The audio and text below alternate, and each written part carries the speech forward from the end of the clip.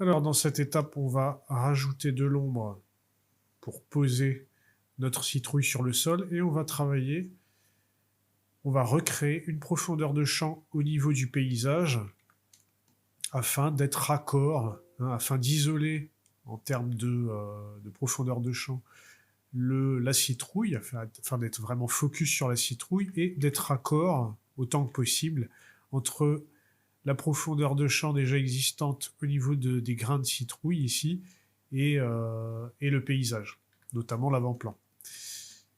Alors on va commencer par l'ombre. Donc je sélectionne le groupe background et je vais créer un masque, un calque courbe au-dessus, donc en dessous du calque citrouille. Je vais abaisser les hautes lumières et je vais passer le mode de fusion de ce calque à produit pour avoir quelque chose d'assez marqué. Je sélectionne le masque de fusion de ce calque de réglage, je fais CTRL I pour le remplir de noir. Je vais double-cliquer sur le libellé et je vais l'appeler ombre portée citrouille. Entrée pour valider. Et avec du blanc en avant-plan, l'outil pinceau raccourci B, une forme en arrondi flou, une opacité à 10%. Je sélectionne le masque de fusion du calque de réglage et je vais faire réapparaître l'effet du calque sous la citrouille pour créer une ombre portée.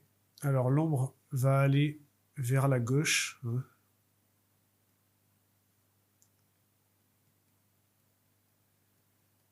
Voilà. C'est tout simple, mais ça fait le boulot. Et l'avantage, encore une fois, de travailler sur un calque de réglage, c'est qu'on peut, avec du noir, revenir sur le boulot sans problème. Ok. Donc là, vous voyez, hein, en quelques coups de pinceau, un calque de réglage et quelques coups de pinceau, on a un objet qui est bien posé sur le paysage. Et maintenant, on va travailler la profondeur de champ. Pour ça, je vais sélectionner le groupe background, je vais le dupliquer, CTRL J, je vais faire un clic droit sur le libellé et fusionner le groupe. À partir de ce groupe fusionné, je vais faire un nouveau clic droit sur le libellé et convertir le calque en objet dynamique. De cette manière, je pourrai revenir sur le filtre flou que je vais appliquer sur cet objet dynamique. Donc, on va faire filtre, galerie d'effets de flou, flou de profondeur de champ. Par défaut, vous avez un point, hein, une zone de flou qui apparaît. On va supprimer ce point, supr, et on va en fait dispatcher des points de flou avec des valeurs de flou différentes pour recréer un effet de focus et de profondeur de champ au niveau de notre paysage. Donc là, pour commencer, on va dispatcher des points en ligne pour être à peu près raccord avec le flou du pépin qui se trouve ici. D'accord ? Donc là, avec l'épingle, on va créer un premier point ici.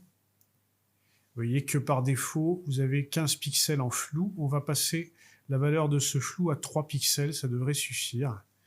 Et on va faire la même chose sur toute une ligne pour être sûr d'avoir un flou à peu près également réparti. À chaque fois, je fais un clic et je mets 3 pixels. Là, vous pouvez également déplacer, vous voyez cette petite courbe blanche, là, vous pouvez la déplacer, ça fait varier la valeur de flou. C'est la même chose que de renseigner la valeur ici. Bon, là, pour l'instant, je préfère faire comme ça, 3 pixels et 3 pixels. Ok. Donc là, vous voyez, ça vous définit un flou d'avant-plan jusqu'à une certaine zone, donc à peu près la zone du pépin. Si jamais vous êtes trop bas, ben, rien ne vous empêche de déplacer, vous voyez, les points vers le haut ou vers le bas, hein, selon ce que vous voulez avoir. Donc là, on est OK.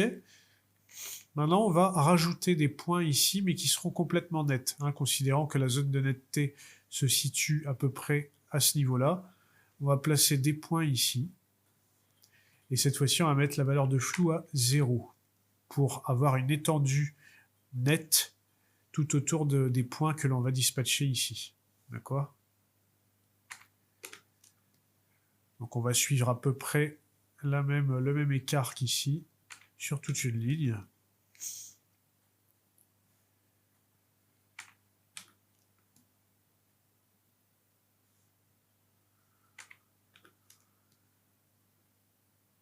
Et encore une fois, l'avantage de placer des points comme ça, c'est que vous pouvez les déplacer vers le haut ou vers le bas selon les besoins. D'accord? Là, vous voyez à peu près l'étendue de la zone de netteté. Si vous estimez qu'elle est trop basse, mais là ça paraît pas mal, hein. On voit qu'au niveau du paysage, on a une zone de netteté qui cadre à peu près avec la zone de netteté de la citrouille. D'accord? Mais encore une fois, comme je vous dis, vous pouvez déplacer les points en haut ou en bas pour affiner votre zone de netteté. Donc là, pour l'avant-plan, on est bien. Maintenant, ce qu'on va faire, c'est qu'on va rajouter du flou progressif au niveau de l'arrière-plan. Donc on va mettre un point ici, on va passer cette fois-ci la zone de flou à 5 pixels. Voilà, on peut étendre un petit peu, je pense, l'écart pour l'arrière-plan. Ça ira bien.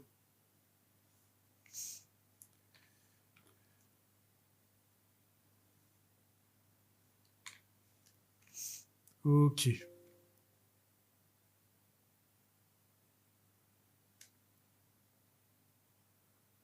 « 5 pixels. On va placer une série de points ici à 10 pixels, donc à peu près au milieu, à 10 pixels de flou. Alors évidemment, selon la taille de votre document, les valeurs vont changer, hein. Voilà, comme j'ai un document petit, la valeur de flou peut être assez réduite. Et si votre document est grand, il est possible que vous ayez besoin en fait d'avoir une valeur plus importante. D'accord? Ça après, c'est à vous de juger en fonction de ce que vous obtenez comme résultat à l'écran. Donc là, on est pas mal. Donc on peut s'arrêter là pour le quadrillage de flou. On clique sur OK. Et là, encore une fois, de toute façon, pas de souci, hein, comme on a utilisé le filtre sur un objet dynamique, hein, on peut très bien revenir sur les réglages en cas de besoin. Voilà, donc en tout cas, l'idée c'est d'avoir une zone de flou ici, une zone assez nette au niveau du paysage, eh bien, au même niveau que la citrouille, et une zone assez floue en arrière-plan. Donc une fois qu'on a fait ça, je vais quand même étendre un petit peu, parce que vous voyez que l'application du flou crée des zones un peu bizarres autour, là. Je vais juste faire un CTRL-T au niveau de mon calque, enfin de mon objet dynamique, et étendre très légèrement, voilà, la taille de l'élément, comme ceci. Ok, donc on va s'arrêter là pour cette étape. Et dans l'étape suivante, on va commencer l'intégration du personnage. Et lorsqu'on aura intégré le personnage et le feu, évidemment, on va devoir revenir sur les réglages de luminosité du paysage et de la citrouille. Donc je vous dis à de suite pour la suite.